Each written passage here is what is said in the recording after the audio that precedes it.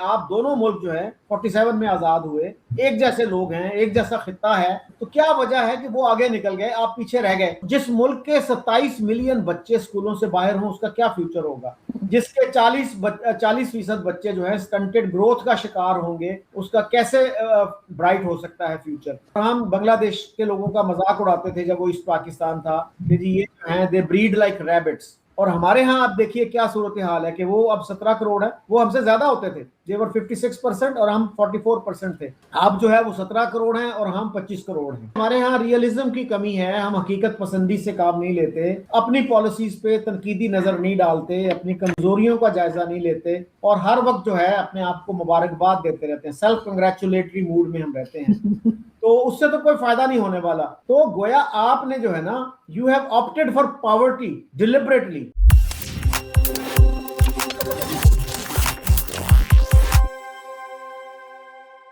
नमस्कार दोस्तों, स्वागत है आपके अपने चैनल पर। दोस्तों, आज हम देखेंगे कि पाकिस्तानी स्कॉलर शकील चौधरी भारत और पाकिस्तान को लेकर क्या सोचते हैं और क्यों दोनों देशों का कंपैरिजन किया ही नहीं जा सकता, वो भी इतने बेबाक तरीके से। क्योंकि पाकिस्तान में बैठकर इतनी कड़वी बातें बोलना मतलब मौत को दावत देना है भाई साहब। वीडियो को अंत तक जरूर देखिए, मजा आएगा, गारंटी है। तो अगर वीडियो पसंद आए तो लाइक करें, शेयर करें और अपनी राय कमेंट में जरूर बताएं। और ऐसे ही खास खबरों के लिए हमारे चैनल को सब्सक्राइब करना बिल्कुल न भूलें। फिर मिलेंगे अगले वीडियो में, तब तक के लिए धन्यवाद। सर, मुल्क के अंदर बहुत इश्यूज हैं हमारे, अभी आप जानते हैं वाटर शॉर्टेज है। जिस वक्त भारत कहता है हम पानी बंद कर देंगे तो हम भागे भागे फिर रहे होते हैं, इसलिए कि हमने ना तो डैम्स बनाए हैं, ना कोई खास उसके ऊपर काम किया है कि वाटर शॉर्टेज से कैसे निपटा जाए। पूरी दुनिया में सिर्फ पाकिस्तानी, पूरी दुनिया में इस वक्त कहा जा रहा है कि वाटर शॉर्टेज जो है वो क्लाइमेट चेंज और कई वजह से होती चली जा रही है, तो उसके लिए कोई काम नहीं किया गया। फूड शॉर्टेज हमारे यहाँ है, एजुकेशन सेक्टर हमारे यहाँ बर्बाद हुआ है, हमारे यहाँ टेररिज्म जो पहले कही जाती थी कि जी हमारे यहाँ से लोग जाते हैं और डिफरेंट कंट्रीज में भारत समेत टेररिज्म करते हैं, वो तो अपनी जगह है, लेकिन पाकिस्तान के अंदर भी अब टेररिज्म हो रही है। उसके बारे में कोई खास हम देखते हैं कि पॉलिसी नहीं आ रही है, काम नहीं किया जा रहा है। हम हर वक्त कंपैरिजन में पड़े रहते हैं कि जी हमने मुकाबला करना है भारत से, अपने से कई गुना बड़ी कंट्री जो है, जिसमें कि कह लीजिए कि उनकी सिर्फ एक स्टेट ऐसी है जितना कि पूरा पाकिस्तान, तो उसके साथ मुकाबले में हम लगे रहते हैं। उन्होंने मिसाइल चला दिया तो हमने भी मिसाइल का एक्सपेरिमेंट करना है। तो सर, ये चीजें हमें कितना नुकसान कर रही हैं? जी, ये मैं बात बड़े अरसे से करता आ रहा हूँ कि हम जो है सिर्फ एक मैदान हमने क्यों चुना है, डिफेंस का मैदान, तो और जो मैदान है वो हमारी नजर में क्यों नहीं आते? मसलन हमारी अप्रोच ये होती है जी कि अगर इंडिया के पास 100 एयरक्राफ्ट हैं, फाइटर जेट्स हैं, तो हमारे पास 50 तो होने ही चाहिए। अगर उनकी फौज जो है 7 लाख है तो हमारी उनकी फौज अगर 14 लाख है तो हमारी 7 लाख तो होनी ही चाहिए। तो ये जो कंपैरिजन्स हैं, ये जो हैं हमें बहुत दूर तक नहीं लेके जाएंगे। हमें दूसरे मैदानों में भी देखना चाहिए कि उनके यहाँ साइंस सब्जेक्ट्स में कितने लोग हर साल पीएचडी करते हैं, उनके यहाँ कितनी रिसर्च हो रही है, उनके यहाँ हॉस्पिटल्स की कंडीशन क्या है। अब वहाँ पे एक बहुत मशहूर हॉस्पिटल है all India institute of medical sciences, जिसके ऊपर कुछ साल पहले बीबीसी ने बड़ी डिटेल्ड एक डॉक्यूमेंट्री बनाई थी। वो हर हफ्ते दिखाते थे कि किस तरह से वहाँ इलाज होता है, किस तरह दूर दूर से लोग आके वहाँ इलाज करवाने आते हैं। और अब जो है पूरे इंडिया में उसकी 24-25 ब्रांचेस खोली गई हैं ताकि दूर दराज से लोगों को वहाँ ना आना पड़े। और हमारे यहाँ जो पिम्स है वो 80s में, आई थिंक 85 में शुरू हुआ। आप इससे आप अंदाजा लगा सकते हैं कि हमारी तरजीहात जो है किस तरह की हैं। तो ये बहुत ही अनफॉर्चुनेट बात है कि हम अपने इश्यूज पे तवज्जो नहीं देते और भारत के साथ सिर्फ एक मैदान में हम मुकाबले की बात करते हैं। हमारा इस वक्त बहुत बड़ा इशू जो है वो पॉपुलेशन एक्सप्लोजन का है, उस पर हमारी कोई तवज्जो नहीं है। और हम बांग्लादेश के लोगों का मजाक उड़ाते थे जब वो ईस्ट पाकिस्तान था कि जी ये जो है दे ब्रीड लाइक रैबिट्स, और हमारे यहाँ आप देखिए क्या सूरत हाल है कि वो अब 17 करोड़ है, वो हमसे ज्यादा होते थे, देवर 56% और हम 44% थे। अब जो है वो 17 करोड़ हैं और हम 25 करोड़ हैं। तो इस तरफ किसी का ध्यान नहीं है। तालीम की आपने जैसे बात की कि जिस मुल्क के 27 मिलियन बच्चे स्कूलों से बाहर हों, उसका क्या फ्यूचर होगा? जिसके 40% बच्चे जो है स्टंटेड ग्रोथ का शिकार होंगे, उसका कैसे ब्राइट हो सकता है फ्यूचर? तो ये जो चीजें हैं, जो रियल इश्यूज हैं, इन पे हमारी तवज्जो नहीं है और हर वक्त हम मुकाबले की बात करते हैं। मैं कई जब लोगों से बात करता हूँ कि जी आप इंडिया से क्यों मुवाजना करते हैं, मैंने कहा यार और स्वीडन से करूं, नॉर्वे से करूं, अमेरिका से करूं, फिर आप कहेंगे नहीं वो तो एडवांस कंट्रीज हैं। بھائی انڈیا کا پاکستان کا موازنہ اگر سب سے ایپٹ کوئی بنتا ہے وہ انڈیا کے ساتھ بنتا ہے کہ آپ دونوں ملک جو ہے 47 میں آزاد ہوئے, ایک جیسے لوگ ہیں, ایک جیسا خطہ ہے, تو کیا وجہ ہے کہ وہ آگے نکل گئے, آپ پیچھے رہ گئے؟ تو کیوں آپ یہ موازنہ نہیں کرنا چاہتے؟ یا تو آپ کا تعلق حکمران طبقے سے ہو جو بینیفٹ کر رہا ہے ساری سہولتوں سے, پھر تو آپ اس کو ڈیفینڈ کریں کہ پاکستان کی جو کارکردگی ہے, جو پرفارمنس ہے وہ ٹھیک رہی ہے. اگر آپ اس سے ناخوش ہیں تو آپ کو کیا تکلیف ہے بھائی اگر آپ کو بندہ کہتا ہے کہ انڈیا ہم سے آگے نکل گیا؟ مثلا 47 میں انڈیا میں لٹریسی ریٹ جو تھا 12% تھا, ویکیپیڈیا پہ جا کے آپ دیکھ لیجئے, تو آج وہ 80% کے قریب ہے. ابھی جب سینسس ہوگا تو ہو سکتا ہے 80 سے بھی کچھ اوپر ہی ہو. ہمارے ہاں جو ہے لٹریسی ریٹ جو ہے 60-62 سے اوپر جانے کا نام نہیں لے رہا, اور بیچ میں کچھ عرصہ ایسا بھی آیا وہ نیچے چلا گیا تھا, 58 پہ چلا گیا تھا. تو یہ جو ایشوز ہیں ہماری رولنگ ایلیٹ کے لیے ان کی کوئی اہمیت نہیں ہے, اور جو ہمارے ہاں غربت میں اضافہ ہو رہا ہے اس سے بھی انہیں کوئی کنسرن نہیں ہے. وہ بس کہتے ہیں کہ ہم نعرے لگاتے جاؤ حب الوطنی کے. بھائی حب الوطنی کا نعرہ کتنی دیر تک آپ لگائیں گے جب تک آپ کے پاس سالڈ جو ہے ریزن اس کی موجود نہ ہو, جب آپ کو مناسب غذا نہیں مل رہی, آپ کو مناسب میڈیکل فیسلٹیز نہیں مل رہی, تو یہ حب الوطنی کا چورا کب تک آپ بیچیں گے؟ لیکن سر کیا وجہ ہے کہ دونوں کنٹریز جو ہیں, یعنی بھارت تو خیر آزاد ہوا تھا, مجھے لگتا ہے پاکستان کریٹ کیا گیا تھا ایک ہی ٹائم پر, تو وہ ہم سے آگے چلے گئے. ایسا نہیں ہے کہ ان کی کسی سے لڑائی نہیں ہوئی, 4-5 بار تو ہم ہی سے لڑ پڑے. اس کے بعد چائنا کے ساتھ بھی ان کی ٹینشن رہی ہے, اور دوسری پرابلمز بھی ان کے ساتھ رہی ہیں. اگر ہم یہ کہیں کہ ہماری تو کیونکہ جی بار بار بھارت سے جنگ ہو جاتی تھی, ہمیں افغانستان سے ٹینشن ہے, تو وہ کئی ٹینشنز تو بھارت لے کے بھی چل رہا ہے. لیکن سر پھر بھی وہ آگے بڑھ گئے, ان کی اکانومی بھی ٹھیک ہو گئی, ان کے یہاں بھی کرپشن ہوتی ہے. ایسا نہیں کہ ان کے کرپشن نہیں ہوتی ہے, اور ان کے جو کرپشن ہوتی ہے وہ تو ہم تو اس کا سوچ بھی نہیں سکتے. میرے جو انڈین دوست مجھے بتاتے ہیں کہ وہ کرپشن کا تو جیسے ہمارے یہاں سوچا بھی نہیں جا سکتا, جتنی لیول پہ ہو رہی ہوتی. پھر بھی وہ کنٹری آگے چلی گئی, اکانومی انہوں نے سنبھال لی, ایجوکیشن سسٹم ان کا بہتر ہے. تو سر کیا وجہ بنی کہ وہ آگے بڑھ گئے اور ہم وہیں کے وہیں کھڑے رہ گئے؟ میرا خیال ہے کہ ہماری جو لیڈرشپ تھی نا, ایک تو کلیئر ویژن نہیں تھا ان کے ذہن میں کہ ہم کرنا کیا چاہتے ہیں. تو ایک کتاب میں کارٹون دیکھ رہا تھا کہ ٹائمز آف انڈیا میں وہ چھپا تھا اگست 47 میں, کہ جناح صاحب اپنے چند ساتھیوں کے ساتھ کھڑے ہیں اور کہتے ہیں کہ now that we have got a country of our own, what should we do with it. تو کوئی کلیئر ویژن نہیں تھا کہ ہم نے کرنا کیا ہے. اب دیکھیے جناح صاحب کو ہمارے یہاں لوگ کہتے ہیں جی بہت بڑے لیڈر تھے, وہ عظیم لیڈر تھے. تو ایک دوست ہے ہمارے لاہور میں, انہوں نے ایک دفعہ پوسٹ لگائی تھی کہ مجھے بتاؤ کہ جناح صاحب نے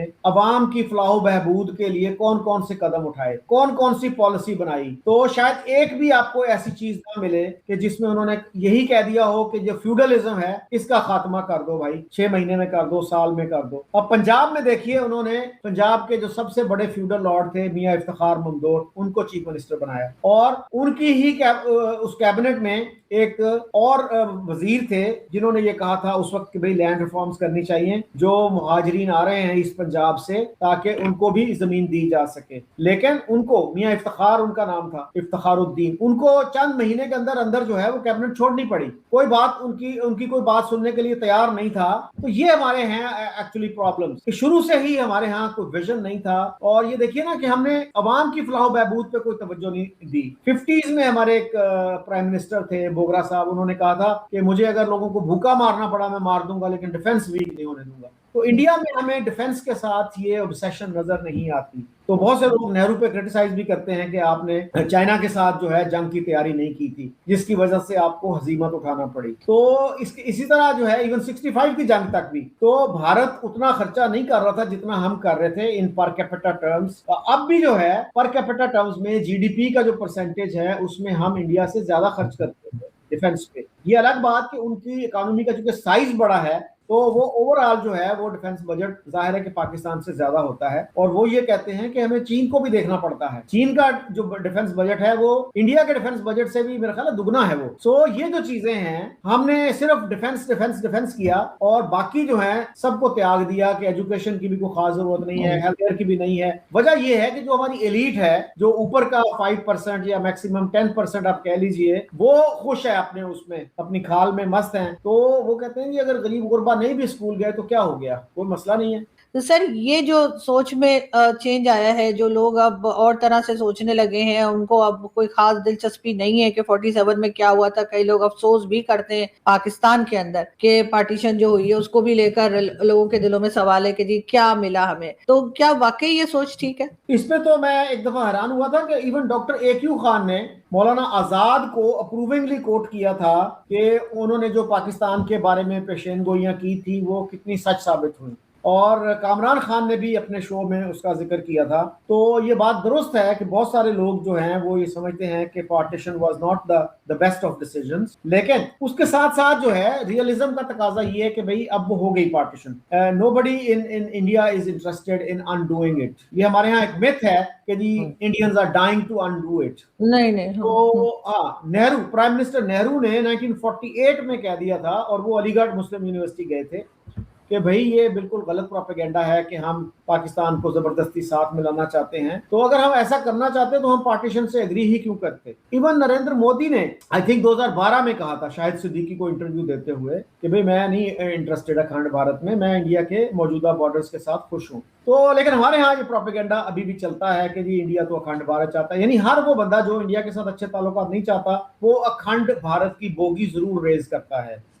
تو آپ دیکھ لیجیے اپنے ارد گرد جو جرنلسٹ ہیں، جو اسکالرز ہیں، اکھنڈ بھارت کی وہی بات کرے گا جو کہتا ہے کہ بھئی ریلیشن اچھے نہیں ہونے چاہیے. تو یہ جو ہے نا میرے خیال میں جو آپ کی ہارش ریالٹیز ہیں نا وہ آپ کو فورس کرتی ہیں کہ آپ کتنے جوش و خروش کے ساتھ 14 اگست منائیں گے. اور یہ زیادہ جو رواج دیا تھا نا ضیاء الحق نے دیا تھا. اور 14 اگست کا بھی کیا ہے کہ جناح صاحب کا خود سٹیٹمنٹ موجود ہے کہ پاکستان 15 اگست کو وجود میں آیا. لیکن پھر ہم نے کہا کہ نہیں، چونکہ انڈیا والے 15 کو مناتے ہیں تو ہم تو انڈیا سے ڈیفرنٹ ہیں، تو ہم نے 14 کو منانا شروع کر دیا. تو یہ بھی ایک آرٹیفیشل سی چیز تھی کہ ہم نے انڈیا سے ڈسٹنگوش کرنا ہے اپنے آپ کو، تو ہم نے 14 کو منانا ہے. تو ضیاء الحق نے یہ کیا تھا کہ 14 اگست زیادہ اہتمام سے منائی جائے. لیکن پھر وہی بات ہے کہ اگر آپ کے ارد گرد جو ہیں مسائل ہی مسائل ہوں، آپ کی روٹی روزی کا مسئلہ ہو، آپ کی تعلیم کا مسئلہ ہو، جاب کا مسئلہ ہو، تو پھر آپ کا جو پیٹریٹزم ہے وہ کمزور ہو جاتا ہے. That is perfectly understandable. سر کئی بڑی کنٹریز کے جو ہیڈ آف اسٹیٹس ہوتے ہیں وہ بھارت تو جاتے ہیں لیکن وہ پاکستان نہیں آتے. ابھی ریسنٹلی بھی آپ نے دیکھا کہ رشین پریزیڈنٹ جو ہے وہ گئے بھارت، ہمارے یہاں نہیں آئے. ایون چیما صاحب کے ساتھ میں شو کر رہی تھی تو چیما صاحب کہہ رہے تھے ہم تو نیچے سے سیٹیاں ویٹیاں بھی بجاتے ہیں تو وہ دیکھتے نہیں ہیں. تو سر کیا وجہ ہے سر کہ ہر کوئی بھارت تو چلا جاتا ہے لیکن ہماری طرف نہیں آتا؟ سر ہم لوگ بھی تو وہی سب چیزیں خریدنے کے لیے یا ادھار پہ لینے کے لیے ایک دم تیار بیٹھے ہوتے.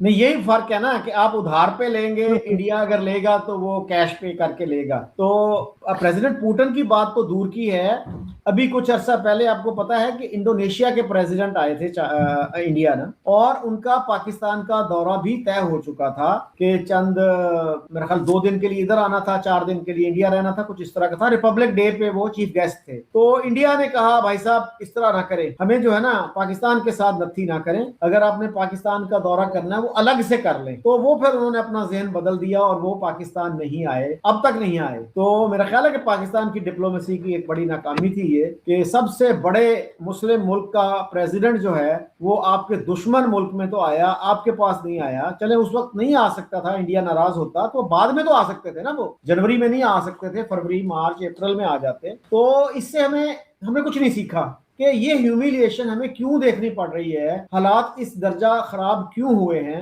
تو وہ بات وہی ہے کہ ہم سوچنے سمجھنے پہ یقین نہیں رکھتے، ہم کبھی بھی غور نہیں کرتے کہ ہم کیوں ان حالات کو پہنچے ہیں کہ ہمارے ایک مسلم بردر مسلم کنٹری جس کو کہتے ہیں کہ اس کا پریزیڈنٹ بھی ہمارے پاس آنے کے بجائے انڈیا جا رہا ہے، اور انڈیا ہماری نظر میں it is the most evil country in the world. تو پھر بھی تو سر ہمیں یہ کیوں سمجھ نہیں آتا کہ ہمیں اپنے اوپر کام کرنے کی ضرورت ہے. اگر ہم اپنے آپ کو اس قابل بنائیں گے کہ ہماری کوئی امپورٹنس ہو، لوگ ہمیں سنیں یا لوگ ہم سے ملنا پسند کریں، ہمیں بلانا پسند کریں یا آنا پسند کریں، تو لوگ خود آئیں گے. ہم بجائے دوسروں کو برا بھلا کہنے کے کہ بھائی اس نے روک دیا بھی چلو مان لیا، لیکن یہ کہ ہم خود بھی تو اپنے اوپر کچھ ہمیں کام کرنا چاہیے. آپ کے خیال سے کہ لوگوں کو ہماری ضرورت ہو، ایون اگر آپ چینلز کو دیکھیں, ہمارے میڈیا کی اگر میں بات کروں یا ہمارے جو یوٹیوب چینلز ہیں, تو وہاں پر بھی کئی لوگ جو جن کے ہم بھی جنہیں بلاتے ہیں, ہم جنہیں بلانا چاہتے ہیں, تو انہوں نے اپنے آپ کو اس قابل بنایا ہے نا کہ ہم انہیں انوائٹ کرتے ہیں یا وہ ہمیں انوائٹ کرتے ہیں, جو بھی. تو سر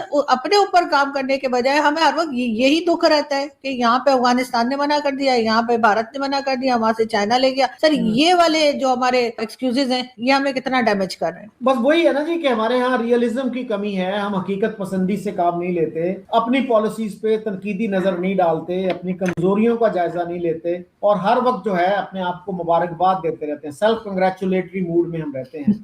تو اس سے تو کوئی فائدہ نہیں ہونے والا. اصل چیز یہ ہے کہ آپ اپنا تنقیدی جائزہ لیں, اپنے گریبان میں جھانکیں, انٹروسپیکشن کریں, اپنی کمزوریوں کا جائزہ لیں, اپنی اکانومی پہ فوکس کریں, عوام کو کچھ سہولتیں دیں, بجائے اس کے کہ لوگوں میں جنگی جنون ہر وقت پیدا کرتے رہیں. اس سے زیادہ فائدہ ہونے والا نہیں ہے. تو آپ نے جنگ کر لی مئی میں, اب تک جو ہے اسی کے خمار میں ہیں آپ, ٹرائمفلزم میں ہیں, تو اس سے باہر نکلیے اور آپ کے جو ریئلسٹک جو پرابلمز ہیں, ریئل پرابلمز ہیں, ایک ریئلٹی چیک کیجئے. تو اس کے بعد جو ہے اپنی پالیسیز بنائیے. یہ کہنے سے کہ جی اب پاکستان اونچی اڑان اڑے گا, اس سے کچھ نہیں ہونے والا. Proof of the putting is in the eating. Ground پہ بھی تو ہمیں کچھ نظر آئے نا کہ پاکستان پرواز کرنے والا ہے جناب, بہت اونچی پرواز کرے گا. کس بیسس پہ بھائی؟ یہ تو نواز شریف سے بھی ہم نے سنا تھا کہ یہ ایشین ٹائگر بننے جا رہے ہیں. What happen to that? So یہ جو ہے نا خالی کھولی باتیں ہیں, this is empty rhetoric, nothing else. تو ہم جب تک ریئلسٹک نہیں ہوں گے, اپنی غلطیوں کا جائزہ نہیں لیں گے, اپنی کمزوریوں پہ توجہ نہیں دیں گے, تو یہی حالات رہیں گے, بلکہ خراب سے خراب تر ہوں گے. تو یہ وہی بات ہے, خوشگمانی جو ہے یہ ہماری ختم ہونے کا نام نہیں لے رہی. ہم کبھی ریئلسٹک ہو کے اپنے مسائل کا, اپنے جو آپ کے ریسورسز ہیں ان کا جائزہ نہیں لیتے کہ بھئی ہمارے پاس اتنے پیسے ہیں, اتنے میں ہمیں کیا کچھ کرنا چاہیے. اور عوام کو ہم بیچ میں کنسلٹ نہیں کرتے کہ ان کی پریفرنسز کیا ہیں, وہ کیا چاہتے ہیں. تو ساری پریفرنسز جو ہیں اوپر سے امپوز کی جاتی ہیں کہ آج آپ اپنا بجٹ دیکھ لیجئے نا کہ کتنا خرچہ آپ جو بیرونی قرضے ہیں, سروس ڈیٹ سروسنگ جس کو کہتے ہیں, اس میں دیتے ہیں, اس کے بعد ڈیفنس میں دیتے ہیں, پھر ایڈمنسٹریشن کے اخراجات ہیں, ڈیولپمنٹ کے لیے تو آپ کے پاس بچتا کچھ نہیں. تو بھائی پھر آپ اپنی ترجیحات جو ہیں, اپنی جو پرائورٹیز ہیں, ان کو ری وزٹ کیوں نہیں کرتے, ان کو ری سیٹ کیوں نہیں کرتے؟ اگر اتنے برے حالات ہیں تو چینج کیوں نہیں کرتے اپنی پالیسیز کو؟ تو یہ مجھے سمجھ نہیں آتی بات کہ آپ کے پاس جب آپشنز بھی موجود ہیں, جیسے کہ ہم پہلے بھی بات کر چکے ہیں کہ انڈیا نے کتنی دفعہ آپ سے کہا کہ ہمیں افغانستان اور سینٹرل ایشیا تک راہداری آپ دے دیں, ٹرانزٹ ٹریڈ کی اجازت دے دیں. تو اسی سے آپ کا جو ہے نا یہ جو ہر 2 مہینے بعد آپ کبھی سعودی عرب کی منت کر رہے ہوتے ہیں, کبھی یو اے کبھی چائنا کی, کبھی IMF کی, اس سے آپ کی جان چھوٹ سکتی ہے. 14-15 بلین ڈالرز آپ کو اس سے مل سکتے ہیں. تو گویا آپ نے جو ہے نا you have opted for poverty deliberately. تو یہ جو ہے اگر آپ ایسے بندے سے جس کے گھر میں 2 وقت کا کھانا میسر نہیں ہے, جس کو علاج کی سہولت میسر نہیں, اس سے پوچھو کہ یا تمہیں یہ پالیسی پسند ہے جو ہم فالو کر رہے ہیں انڈیا کے ساتھ ہاسٹیلٹی کی, تو ان کی کوئی سننے والا نہیں ہے, کوئی میڈیا ان کی آواز آگے کرنے والا نہیں ہے. ایک نوجوان ماسٹرز کر کے نکلتا ہے, ایون PhD کر کے نکلتا ہے, تو اس کے پاس کتنے سورسز ہیں, کہاں ہیں جابز ان کے لیے. تو قمر چیمہ صاحب بڑا فخر کر رہے تھے کہ ہمارے نوجوان بڑے ریزیلینٹ ہیں, وہ جناب یورپ جاتے ہیں. تو یورپ جاتے ہیں بھائی, کن حالات میں جاتے ہیں, کتنے ان میں سے ڈوبتے ہیں میڈیٹرینین سی میں. تو یہ اس کو کیا مثال بنا کے آپ پیش کریں گے کہ جی ہمارے نوجوان جو ہیں اتنے جرأت مند ہیں, وہ یورپ جاتے ہیں. تو بھائی اس پہ تو آپ کو شرمندہ ہونا چاہیے کہ ہمارے نوجوان جو ہیں اپنی جان خطرے میں ڈال کر جو ہے وہ یورپ جانے کی کوشش کرتے ہیں. یا تو آپ اتنی قابلیت ان کو دیں کہ وہ یورپ کے جو ادارے ہیں وہ ایک رسپیکٹیبل طریقے سے ان کو جاب آفر دیں, جہاز کا ٹکٹ بھجوائیں کہ جی آپ آ جائیں اس تاریخ کو, ہمارا بندہ ایئرپورٹ پہ موجود ہوگا آپ کو ریسیو کرنے کے لیے. اس طرف تو آپ آ نہیں رہے, اس کو آپ فخر کا ذریعہ بنا رہے ہیں کہ جی ہمارے نوجوان جاتے ہیں اپنی جان پر کھیل کر, اور ان کے پیرنٹس پہ کیا گزرتی ہے جب خبر آتی ہے کہ جی وہ بچہ آپ کا ڈوب گیا سمندر میں. ختم, bye bye, tata, goodbye, گیا.